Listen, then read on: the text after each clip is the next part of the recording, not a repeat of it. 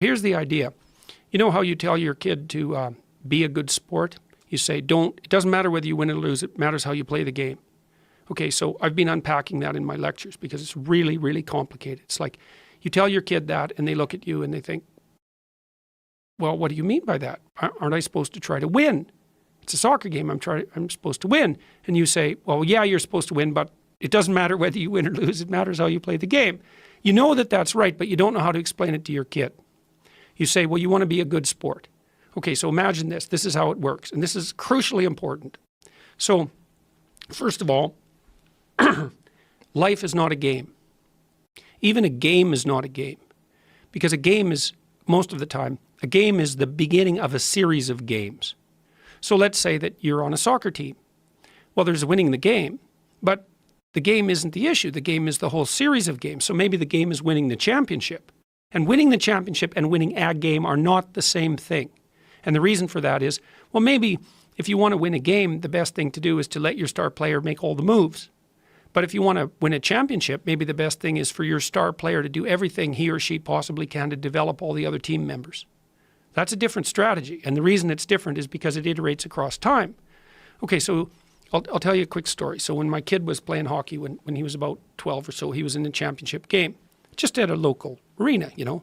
And it was really fun to watch. The teams were pretty equal, which is something that you want, so that everybody can expand their skills while they're playing.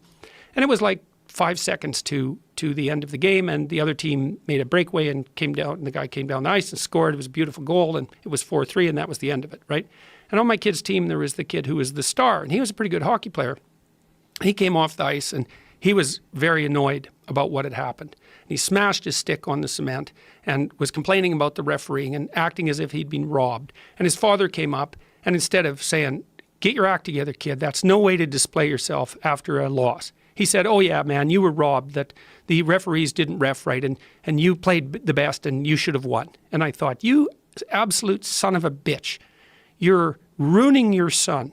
And then the question is why? Because his son was the star and was trying to win. Why was he ruining his son? Well, you're trying to train your son not to win the game. You're trying to train your son to win the championship. And so that's a series of games. But then life isn't the championship. Life is a whole bunch of championships. It's a whole sequence of them.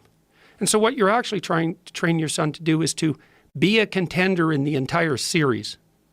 And the way you do that is by helping him develop his character. And the character is actually the strategy that would enable him to win the largest number of games across the largest possible span of time. And one way you do that if you're a kid is like, well, what do you want to do with your kid? You don't want to teach him to win. You want to teach him to play well with others. And that's to be reciprocal. So that means to try to win, but also to pay attention to developing the other people around him and not to put winning the game above everything at all times. So then he's fun to play with.